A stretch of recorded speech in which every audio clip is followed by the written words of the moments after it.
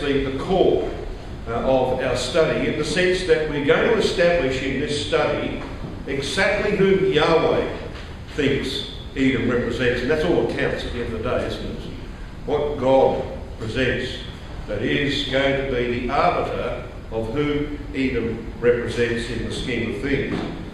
Let me just start by who some believe Edom represents in the latter days. Some begin with a very flimsy premise. Now, here's a quotation from a modern Christadelphian writer. He says this: "First, it is taken as a conclusion requiring no proof that the prophecies of the last days concerning Edom are about the Arabs, since so many of the Arab tribes are descended from Esau, and because ancient Edom is unquestionably Arab territory today." Now, that is absolute nonsense. But you know, this is what's happened, hasn't it, in the history of our brotherhood, is that brethren will make statements which are quite incorrect, and when they are accepted as a premise, then you can build whatever structure you like on that premise. Now, this premise is flawed in a number of ways.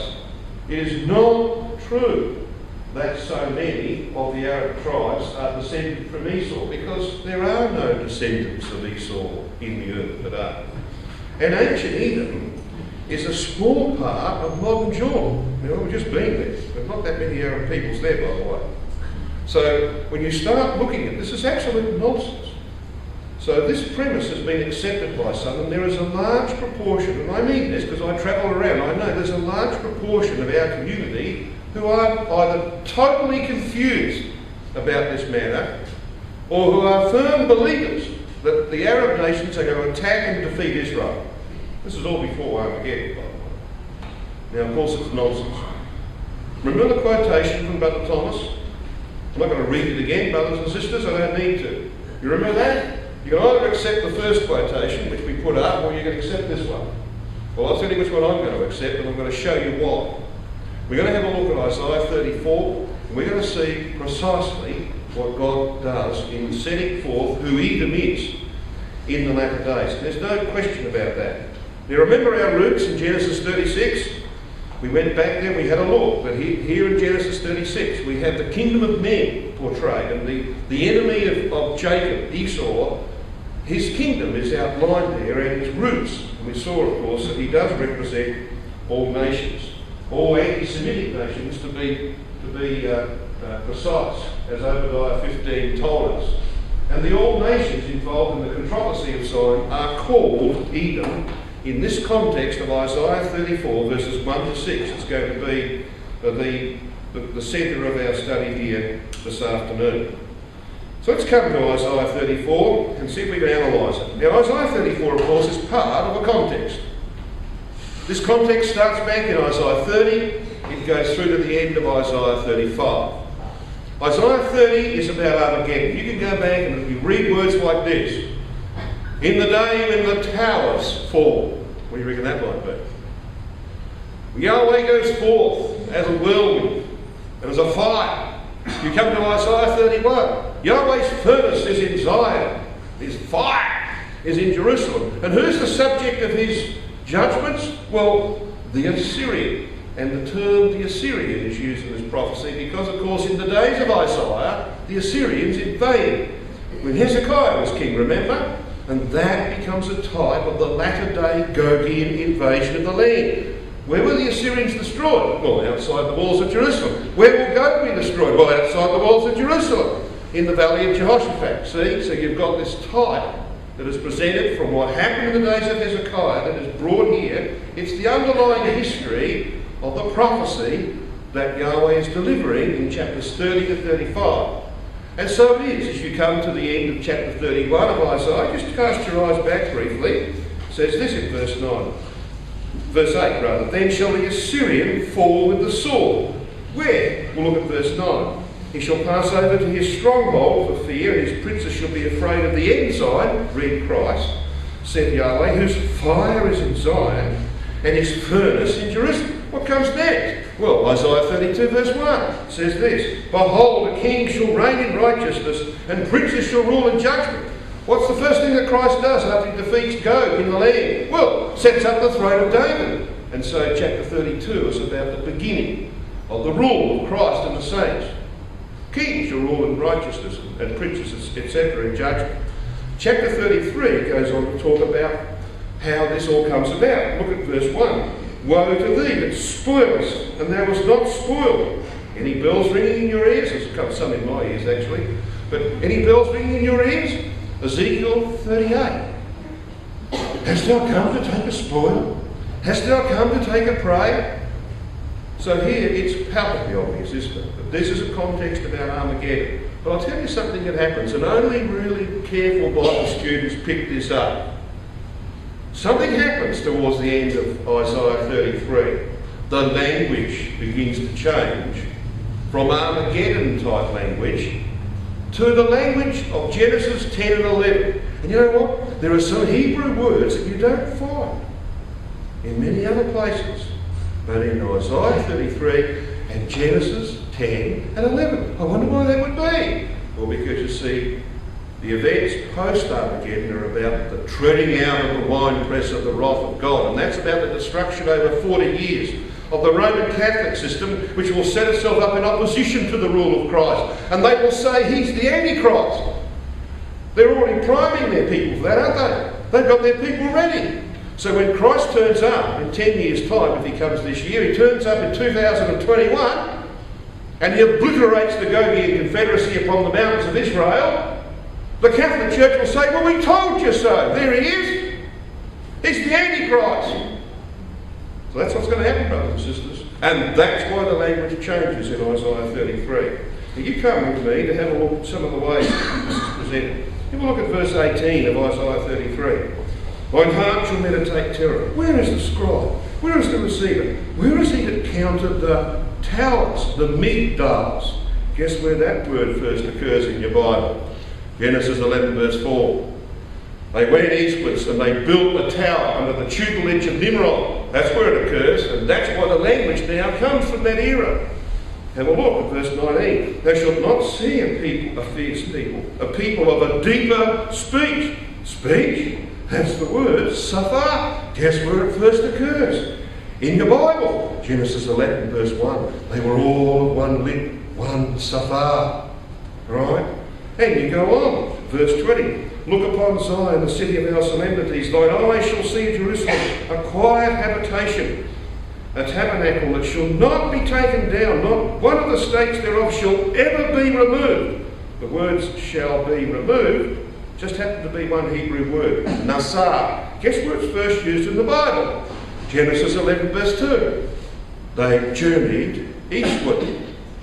So you can go on like that, brothers and sisters, and you'll find that the language of Isaiah 33 is actually drawn from Genesis 10 and 11, and the rebellion of Nimrod, because this is about the destruction of the papal system. So what do you reckon Isaiah 34 is going to be about? Well, it starts with Armageddon, but it culminates in the destruction of the papacy, of Babylon the Great. That's where it culminates. And of course Isaiah 35 is a picture, isn't it, of the millennial age, when all the sons of men shall know Yahweh the God of Israel, and shall serve him with uprightness of heart. They will have been redeemed and brought into the bonds of the truth. That's what Isaiah 35 is about, as we shall see. So that's why Brother Walker's comment that you've had time to read behind me is quite important. And Brother Walker says this in his, he finished, of course, the book, The Ministry of the Prophets. It was begun by Brother Roberts and not completed because he died in 1898. Page 498, he writes concerning Isaiah 34, the opening of this chapter is an emphatic challenge of wide-reaching application that at once tells us that we must not limit the matter to the times of Isaiah, or a century or two later, nor to a few hundred square miles of territory that properly belonged to Edom in his day. In other words, Brother Walker's saying this is not about ancient Edom, and this is not about the territory of Edom. This is about who Edom represents in the divine scheme of things. So he's given us a good footing upon which we can proceed. Now, I want to read, first of all, from verses 1 to 4, without reading all of those words again, just picking up a few of the ideas. Look at verse 1 of Isaiah 34. Come near, ye nations, to hear, and hearken, ye peoples. There's an S on the word, it's a plural word, peoples. Let the earth hear, and all that is therein, the world and all things that come forth of it. For the indignation of Yahweh is upon all nations, and his fury upon all their armies. Now that begins with Armageddon, doesn't it? But it will not culminate until 40 years later. Now what happens 40 years later? Well, the abolition of all human governments. Read verse 4 with me. And all the host of heaven shall be dissolved, and the heavens shall be rolled together as a scroll. Now what's that kind of language? Well, in Hebrews chapter 1 verse 11, Paul uses this language of rolling up a scroll of the end of the Jewish commonwealth. Judah's commonwealth is like rolling up a scroll. Now, what does heavens represent in the scheme of things? When it says all the host of heaven shall be dissolved, well, heaven, symbolically in the scripture, we know, represents governments, doesn't it? So read that again. Let me paraphrase it for you. All the host of human governments shall be dissolved. Now that won't happen until the end of 40 years of conflict. We know from Revelation chapter 14 there will be a 40-year period of judgments and the treading out of the winepress of the wrath of God, about which we're going to speak tomorrow, God willing, at some length. So this is about the end of that 40 years. It's about the rolling up of human authority upon earth. It's about the dissolving of all human governments. They're all abolished in verse 4. So when we come to verse 5, are we talking about the beginning of this process or the end of the process? Well, it's the latter.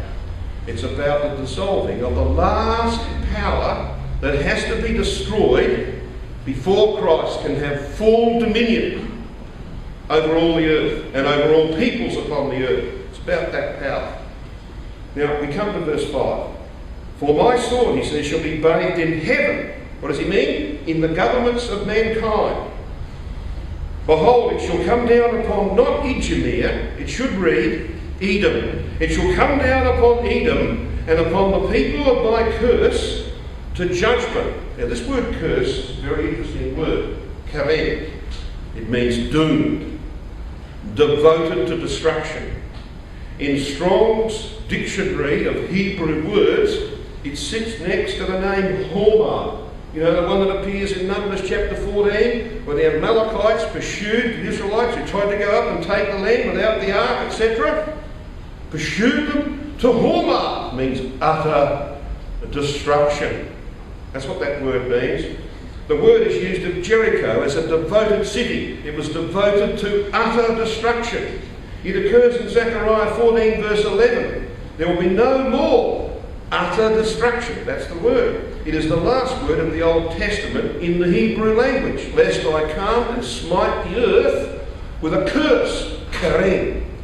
It is used in the context of the Amalekites in 1 Samuel 15:21, where the phrase things which should have been utterly destroyed is actually just the one Hebrew word, Karem. Its root, Karem, occurs 7 times in 1 Samuel 15 as utterly destroyed when God sent Saul out to destroy the Amalekites. So you can't miss it, can you? This is about utter destruction. It's very important that we recognise this, because these people, whoever they are going to be devoted to utter destruction. There are other people who will be associated with them in the Battle of Armageddon who will not be given to utter destruction. We're going to talk about them a little later on. Okay? So it's very important we understand that God has decreed that this mob, whoever they are, Edom, the land of Edom, are devoted to utter destruction. Now Edom means red, as we've seen, as identified with Adam, the flesh, here in political and religious manifestation. While Bozrah, which is what we read next, because it says this, for Yahweh hath a sacrifice in Bozrah and a great slaughter in the land of Edom. I'm at the end of verse 6. So he talks about a sacrifice in verse 6. Yahweh hath a sacrifice in Bozrah and a great slaughter in the land of Edom. Bozrah can signify fortification, sheepfold or vintage, And when you take these two names, Edom and Bozrah, together in the appellative sense, that is, when you use names as a vehicle, they denote the blood of the sheepfold or the vintage. And the land of Israel, brothers and sisters, is to be a sheepfold for the slaughter of Gog. That'll be the first step. It's the battle of Armageddon. It sees the destruction of Gog in the land. But for the next 40 years, and particularly the last 30 of that 40, Europe will become a winepress for the destruction of anti-typical Edom. Now, how do we know this? Well, we know it because Isaiah 34 is quoted in the Apocalypse. So come down with me and let's read verse 7. And the unicorn shall come down with them, and the bullocks with the bulls, and their land shall be soaked with blood. What land? Now you've got to understand that once the land of Edom has been identified in verse 5 and again in verse 6, that it's going to be the subject right to the end of the chapter. So when you read their land, he means the land of Edom. Now does he mean the literal land of Edom of ancient times? Clearly not. Because this is about all nations, okay? Particularly those nations who have sought the destruction of Israel. It's about all nations. So he's not talking about one pokey little land, okay? It's about all nations whose governments are going to be abolished. So their land, he says, shall be soaked with blood. For it is the day of Yahweh's vengeance, verse 8, and the year of recompenses for the controversy of Zion. So this is about the struggle between two powers, the kingdom of men and the kingdom of God. One has its headquarters in Bozrah, so to speak, not literal Bozrah, but spiritual Bozrah, and the other one has its headquarters in Jerusalem. And there are two lands involved. There's the land of Edom and the land promised to Abraham. I'm going to see how this unfolds. Verse 9. And the streams thereof of what? Well, of the land of Edom. So the streams of the land of Edom shall be turned into pitch, and the dust of the land of Edom into brimstone, and the land thereof, that is of Edom, shall become burning pitch. It, the land of Edom, shall not be quenched night nor day, which is a way of saying permanent judgment. The smoke thereof shall go up forever. From generation to generation, it, the land of Edom, shall lie waste. None shall pass through it, the land of Edom, forever and ever. Now you might say, well, that's a lot of repetition. Well, that's exactly the way God writes it. He wants you to focus on the land of Edom. And he doesn't mean the land that Esau possessed or his people possessed. He means Babylon the Great. And this, if you want a land to associate with it, this is Europe. This is the base of Roman Catholicism in its opposition against Christ. It's called in Ezekiel 20 verse 35, the wilderness of the peoples.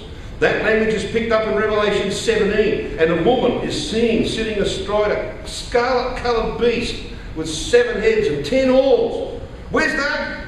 Well, it says it's not in a land, it's in an ocean. She's sitting on the seas, but it says it's a wilderness. Yes, it's a wilderness of peoples, because in verse 15 of Revelation 17 we are told that the waters where the woman sits, that wilderness, are peoples and nations and tongues. It's a wilderness of peoples. It's the wilderness of Ezekiel chapter 20 verse 35, into which Elijah brings Israel for judgment to be poured out through Israel upon Babylon the Great, that will be in rebellion against the rule of Christ. I'm going to talk quite a bit about this, so if you didn't catch some of that, don't worry. We're going to come back and we're going to circulate around that for the next couple of sessions. What I want to do in this session is to demonstrate to you that I'm not talking through my hat. And neither was Brother Thomas when he wrote Eureka. Not talking through his hat. Because this passage in Isaiah 34 verses 9 and 10 is actually quoted in Revelation chapter 14 verses 10 and 11. Now, you can, if you want to, you can open both of these sections and have a look at it. I invite you to do that. I'm just going to put it on the screen so we can see where the language of Revelation 14 verses 10 and 11 is drawn from. And the streams thereof, says Isaiah 34, shall be turned to pitch, and the dust thereof into brimstone. And he shall be tormented. Now we're going to see who the he is in a moment. With fire and brimstone in the presence of the holy angels and in the presence of the Lamb. So it becomes burning pitch, this land of Edom. And it says this, it shall not be quenched night nor day, the smoke thereof shall go up forever. And the smoke of their torment ascendeth up forever and ever. See, it's obvious where the language of Revelation 14 is coming from, isn't it? Now, those of you who have the same Bible as mine, the Oxford Bible, if you have a look at the margin alongside of verse 9 and 10, it says, go and have a look at Revelation chapter 14, verse 11. So even the translators knew that, didn't they? They knew that there was this quotation of Isaiah 34 in Revelation chapter 14, verses 10 and 11. Guess what Revelation 14 is about, brothers and sisters? Verse 8 says that another angel comes out after the 10-year proclamation of the saints, warning about the oncoming hour of judgment, the 30 years that will destroy the papal system, beginning with the destruction of the city of Rome, and then ultimately with the system itself. That hour of judgment is come. And then the second angel comes out and says that it's started. Babylon the Great is fallen! Is fallen! Verse 8. That's the destruction of the city of Rome 10 years after Armageddon. And it starts the 30 years of the hour of judgment. And that is the culmination of it. The smoke of her torment goes up forever and forever. So this, brothers and sisters, is quite clear, isn't it? The Bible is interpreting itself. We don't need to impose anything upon it. We just need to see where it quotes itself. And you know what the subject's about. Now, if that's not sufficient proof, let's just read on to verse 11 of Isaiah chapter 34. And verse 11 says this, but the cormorant and the bittern shall possess it. It, yes, the land of Edom. The owl also and the raven shall dwell in it. So this it keeps on going through the context, you see. The cormorant and the bittern and the owl, these are unclean birds under the law of Moses, aren't they? You ever look at your margin? You got the same Bible I've got? You know what they tell you to do? Go and have a look at Revelation chapter 18. So why don't we do that?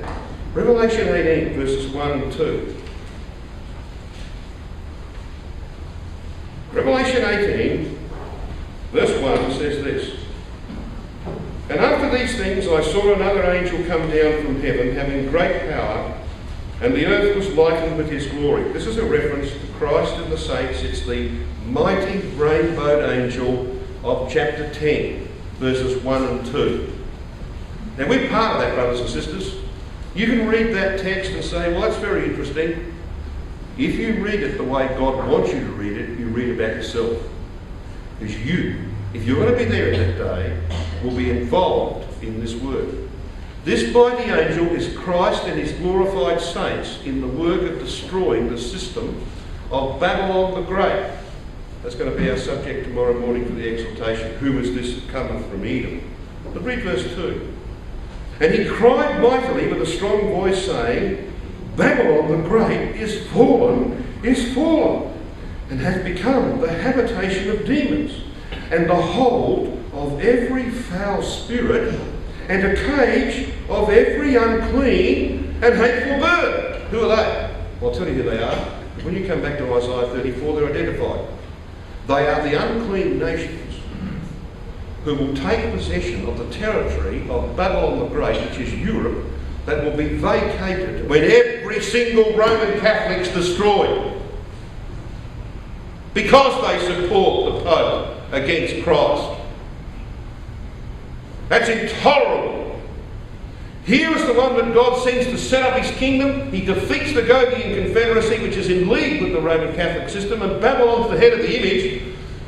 He sets up his throne, he demands their submission. They say, get out of here. You're the Antichrist. They spit in his face. And God says, right, you're Edom. You've sought the destruction of Israel. You have set yourself against my son. There's nothing I can do with you but to utterly destroy you.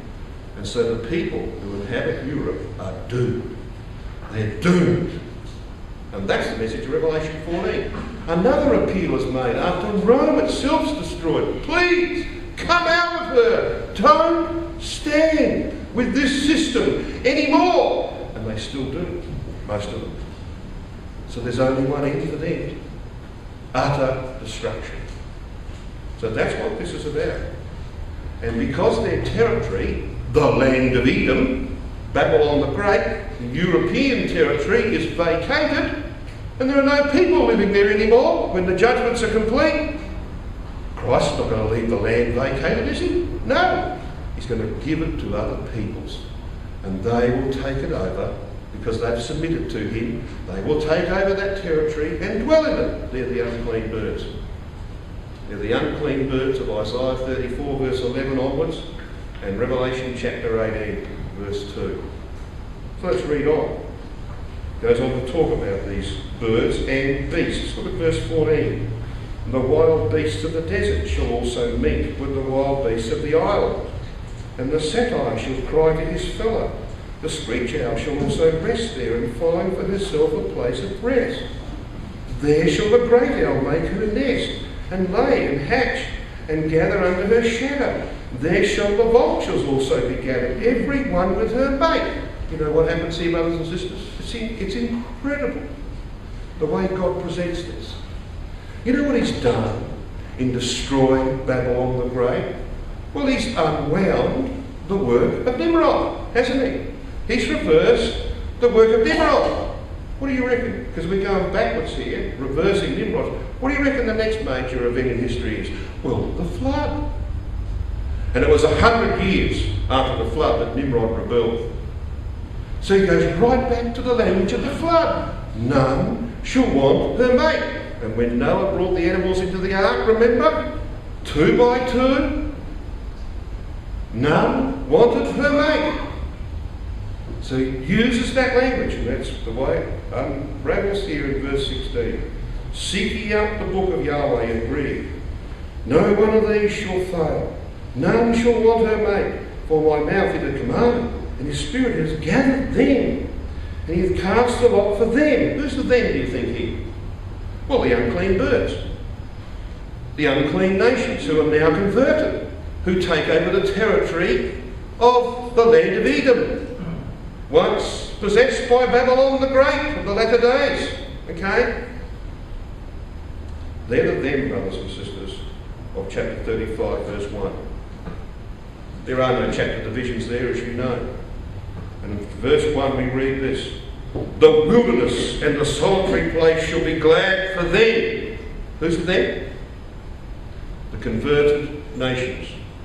When Christ has finally abolished every human government on earth, has established his kingdom fully, and gives an inheritance to those peoples who have submitted to him, after he's destroyed those who won't.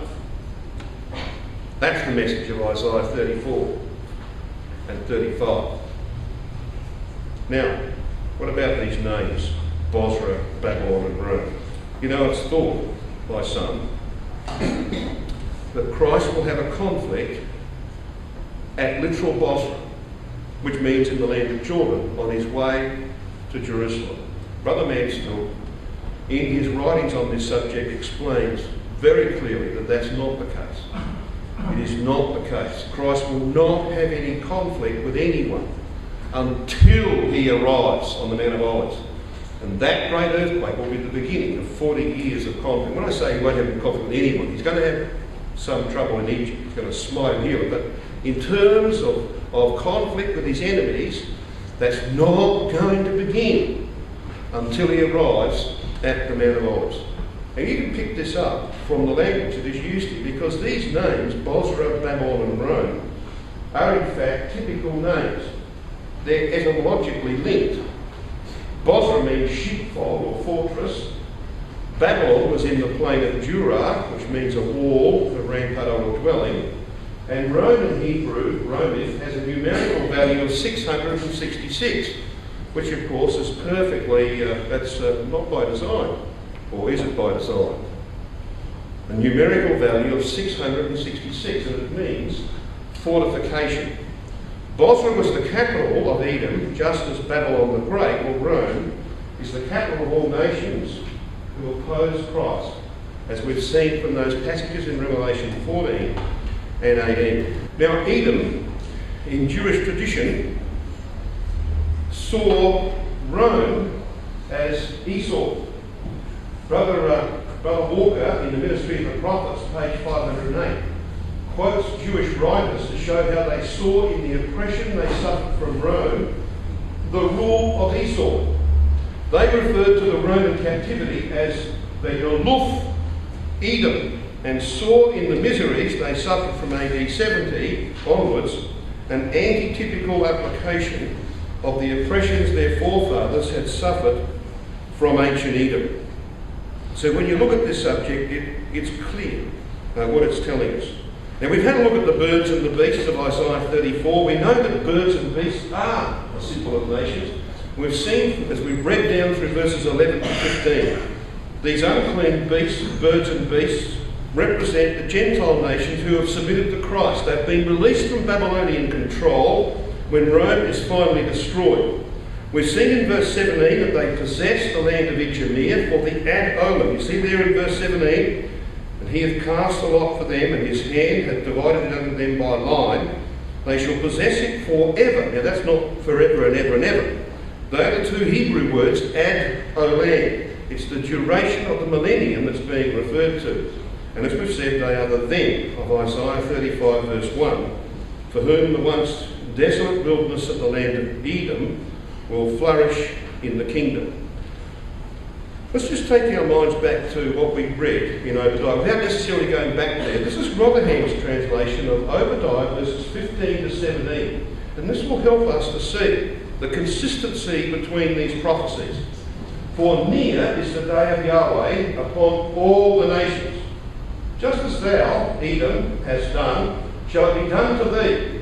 Thy dealing shall come back upon thine own head. For as ye, Edom, have drunk on my holy mountain, all the nations shall drink continually. Yea, they shall drink and swallow down, and shall be as though they had not been. But in Mount Zion shall be a delivered remnant, which shall be holy, and the house of Jacob shall possess their own possessions. That is in fact a summary of what we've just been considering in Isaiah 34. What I want to do now is to take you to Daniel and to show you the perfect harmony of these things in relation to Daniel chapter 7. So come to Daniel 7 and have a look with me at what it says about the destruction of the fourth beast.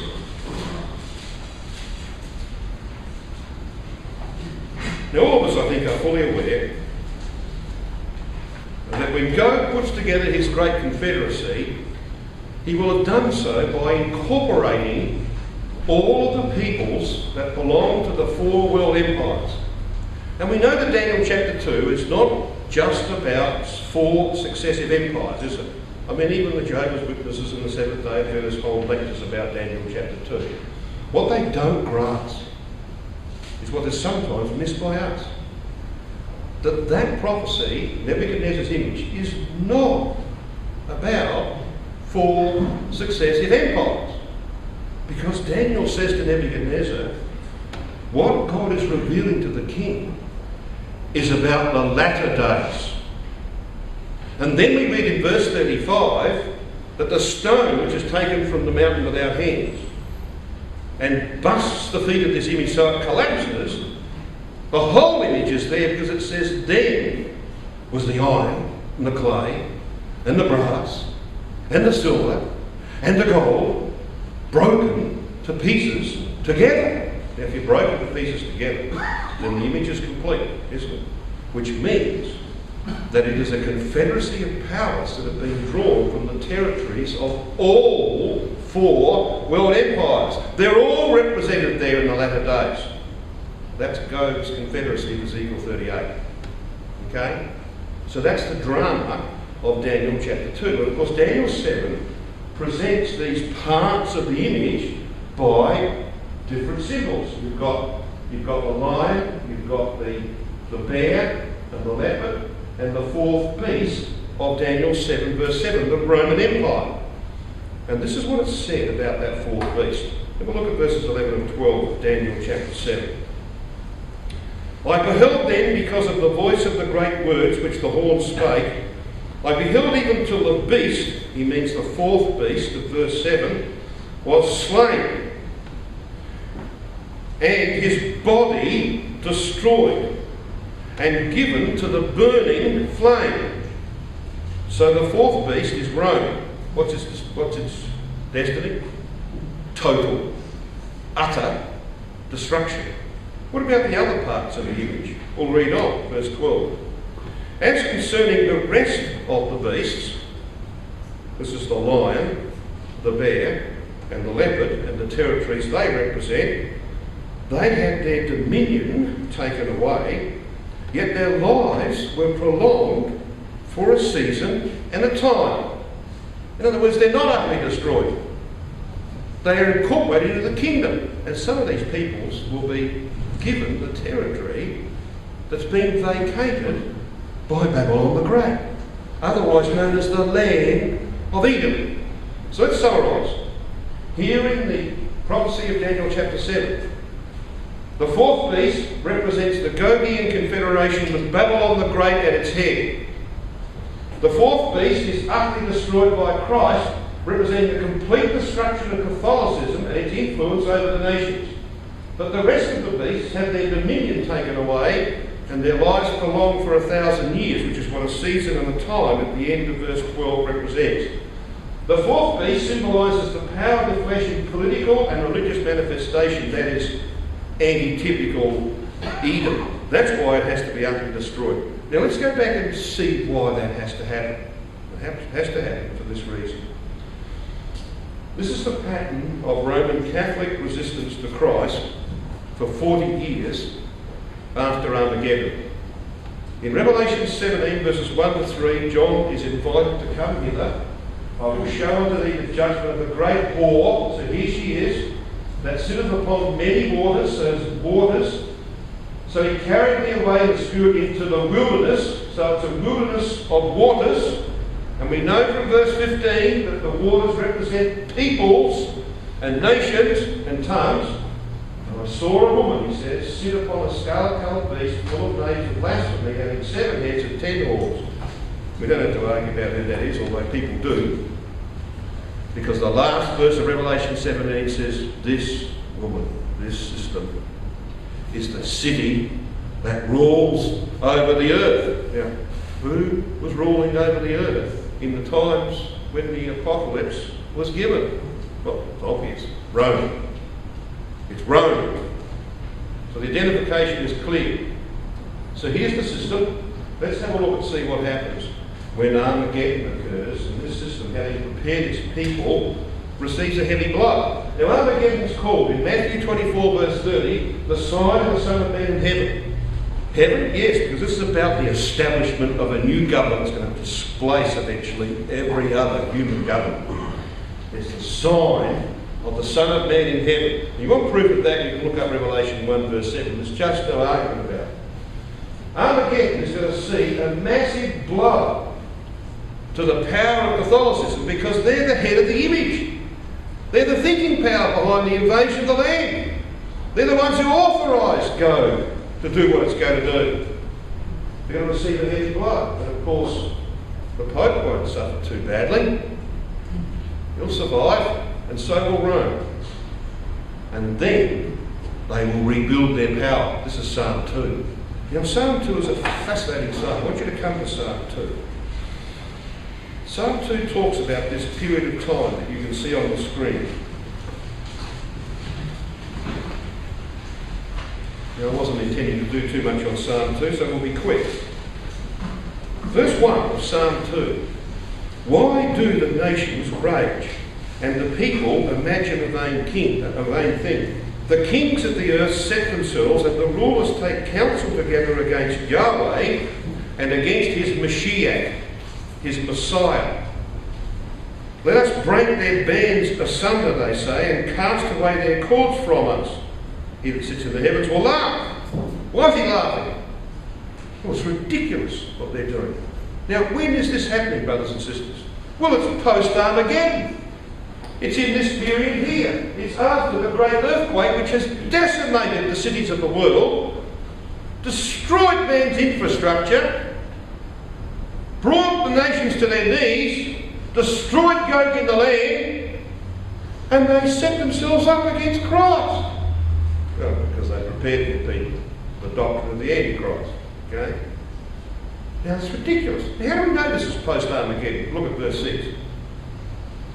Yet, says God, have I set my king upon my holy hill of Zion. This holy hill has been exalted by the earthquake. Right? It's now sticking up out of the earth. The land's been completely reshaped. And the first thing that Christ will do when Zion's exalted is establish the throne of David at its foot. At the foot of that mountain, he will establish the throne of David. And then he will send out the saints. And they will go out to do what Revelation 14 verses 6 and 7 says, to take out the mid-heaven proclamation. You know what's called a mid-heaven proclamation?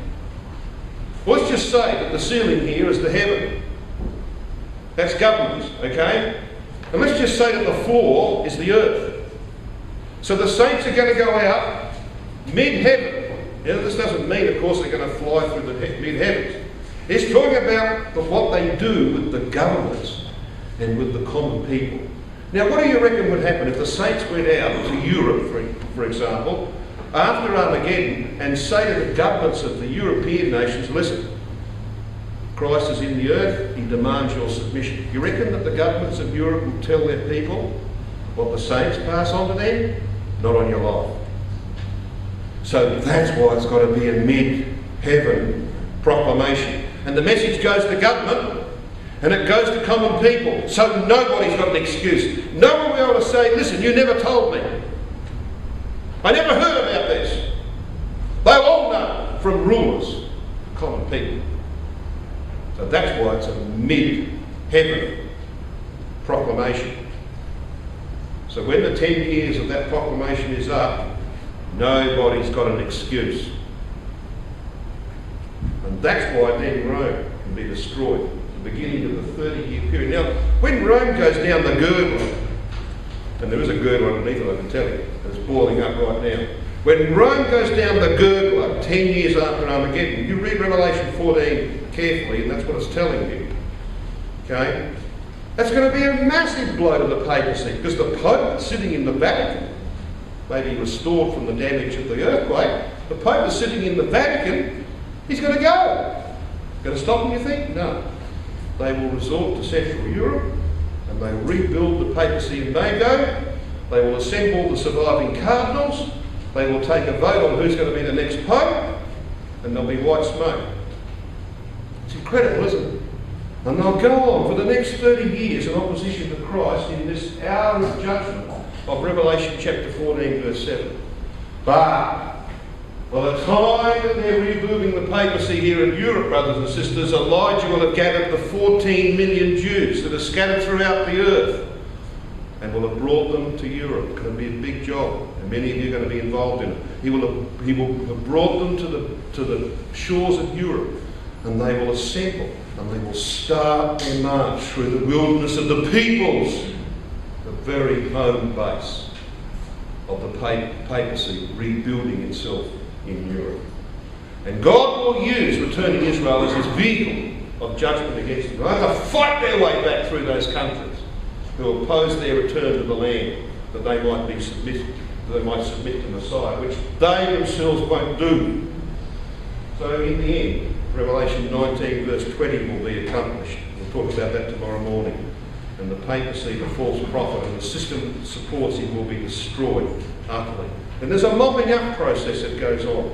And finally Christ will establish his universal rule on the earth. That's the pattern. And this is all set out, by the way, in Eureka. You go and read that, it's all there in Eureka. And it's perfectly harmonious with what we find in the scriptures, both Old and New Testament. So this is all about the second exodus of Israel, the redemption of God's people from every part of the earth. And by the time the papacy is rebuilding itself after the destruction of Rome, Israel will be brought into the wilderness of the peoples. And there God says, I will contend for or judge them face to face, and he's going to weed out the rebels. They will come from the land of the north. They will come from all parts, and they will come into this wilderness of the peoples, the place where the whore sitteth upon the scarlet-coloured beast. And so there will be 30 years of conflict in that place, in the hour of judgment. And the rebels will be purged out as they make their way back to the land. And they're baptised in the Euphrates and in the Red Sea and brought into the bonds of the covenant, it says in Ezekiel chapter 20 and verse 37. That's a word, as I said, many of us sitting in this hall, if we're privileged to be there, are going to be involved in. So here's the pattern. Look at it again. What's this all about? Well, this is about resistance to Christ's rule in the land of Edom.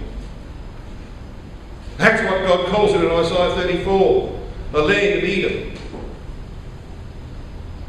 It's going to be a horrible time for those people who resist his rule.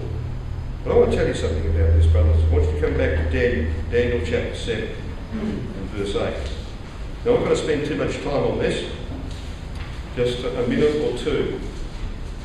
What I'm going to do is I'm going to leave behind a DVD or a number of DVDs of the same thing and ask a brother to kindly copy for those who want a copy.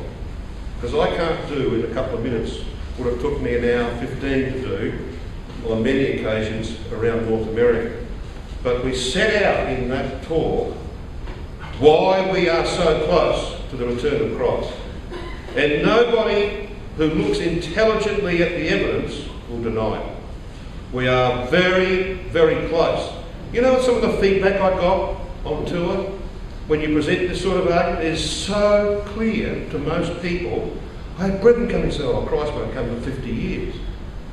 Come on. Where are you? What planet are you on? Don't you realise what God's doing in this year alone, 2011? Don't you realise that the world's economy is probably only 6 months away from going over the edge? And the world knows that. And we must be taken in times of prosperity. Christ makes that palpably clear. You'll be taken to judgment from times of prosperity, and they're about to disappear. And the papacy has to be destroyed by 2060. And that's only 49 years away. And we know there will be a 50-year period from the resurrection of the dead to the time when Christ walks his bride around a completed house about to go into service as a house of prayer for all nations. Come on. We're living on borrowed time, brothers and sisters. There's no question about that. And we are fools if we think we've got time. We don't have time. Christ is about to come. Now, I'm not saying, don't go and quote me and say that Jim Cowie said that Christ would come in 2011. But if you want to ask me when he's going to come, I'll tell you. I think he's going to come in 2011. And if he doesn't come in 2011, it won't be long after, because this world's economy is not going to last that long. And that's why all the evidence is there. And it is so obvious that it can't last very much longer.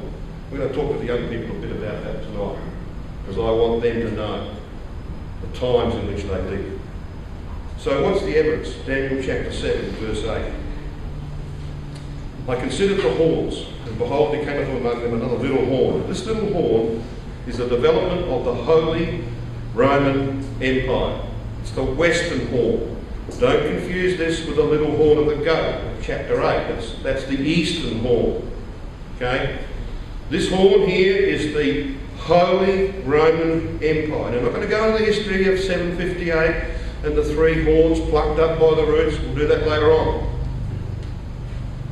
What I want to talk about is when the Holy Roman Empire came into existence. And the Europeans know, historians know. You know, the French, when they developed their euro coin, they have the visage of Charlemagne on the back of that coin, and they have the dates 800 AD to 814, and he died in 814. But he had been king in Europe for decades. But he only became the emperor of the Holy Roman Empire in 800 AD. Christmas Day, very appropriately, 800 AD, by the way. And that's the date they've got there. 800 AD. They know that was the beginning of the Holy Roman Empire. And it's got 1260 years, and it must be destroyed. We're told that in verse 25. He shall speak great words against the Most High. He shall wear out the saints of the Most High, and think to change times and laws. And they shall be given into his hand until a time and times, and the dividing of time. Now, I don't need to go into lengthy explanations here. Most of us sitting in this hall have heard this before. A time is a Jewish time. In a Jewish year, there are 360 days. God works on a day for a year principle. 360 days are times. What's times? Well, it's 2 by 360. And what's the dividing of a time? Well, it's half. So you've got 360 plus 720 plus 180. It equals 1260 years. Do you know, brothers and sisters, there has not been one single acquisition of power for the papacy in its history that hasn't terminated in exactly 1260 years. And I mean not one. And there have been many incremental acquisitions of power by the papacy, some huge, like your 529 to 533 Justinian decretals, like your 608, 610 Phocan decrees. You had your 1260, they came to an end exactly 1260 years later, and this one won't fail either. 800 AD was the last major acquisition of power by the papacy. The final one, and it has 1260 years to run. And when I sit with a piece of paper and I add 1260 to 800, I get 2060. And Sir Isaac Newton knew that date. Did you know that in his private papers, when he deals with Daniel chapter 7, he has a notation in the margin, papacy abolished 2060. He had to hide it. It wouldn't have gone down too well with the church, and he was writing in the late 1700s. Incredible, isn't it? He did what we should do. We should read the Bible, read prophecy, not on the basis of what we see. It's great when you see things happening that conform, but who cares? Whatever God says is going to come to pass. Whatever he says, regardless of the direction of events, that's what's going to come to pass. And that's how Brother Thomas interpreted Bible prophecy. And I'm sure he did the equation too. And he was writing in 1800, 1850.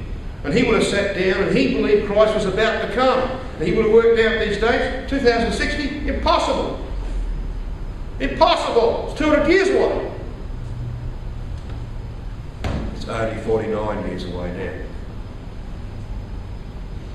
now. Only 49. So, brothers and sisters, we are on the cusp of the return of Christ.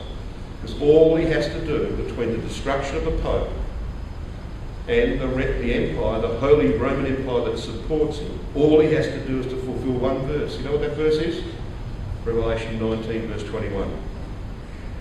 And the remnant of Roman Catholics who have supported assiduously the Pope for 40 years against the rule of Christ had to be mopped up. How long will that take, do you think? Probably about a year. If it takes 2 years, Christ will come in 2012. But it won't take 2 years. And the world's economy is not going to last for any more than a few months. Greece is about to go bankrupt. You heard that? Spain, Portugal, Italy, Ireland, Greece are all effectively bankrupt.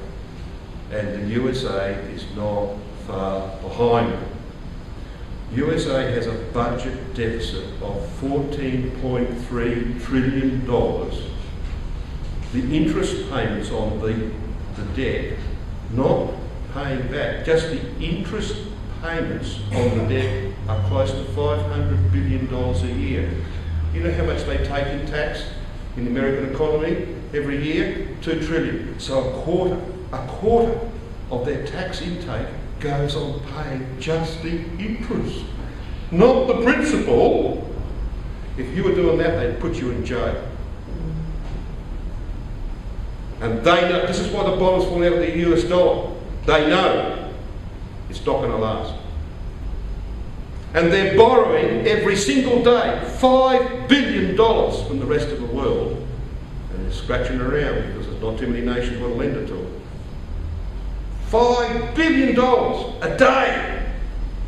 And they've got a ceiling. You know what they're using? The language they're using in the Congress about this? Repeating it over and over again? Their language is, it's a financial Armageddon. A financial Armageddon. Yeah, it's about to go over the edge. So don't kid yourself. We're about to be taken to judgment. And we are about to be given a job if we're found worthy. And that job is to get rid of Esau out of the earth. To eradicate the spiritual descendants of Esau from the earth. So any typical evil relates to the political and ecclesiastical institution of Gentile nations who oppose Christ at Armageddon and beyond. Is analogous to the Gogian Confederacy of Ezekiel 38, when Brother Thomas says, Gog is the head of the house of Esau for a time. He's destroyed. And the headship returns to its rightful owner, the Pope, the Roman Catholic Church. This is about the end of the fourth beast, and it's total destruction. Edom, brothers and sisters, does not apply to Arab nations except where they join themselves to go to seek the destruction of Israel. If they do that, yes, they're called Edom. But it's not about the Arab peoples. Now, I was going to talk a bit about these Arab peoples, but I think it's time for me to sit down. Let me just bring to you one passage. It's Isaiah chapter 21. Before I conclude, Isaiah 21.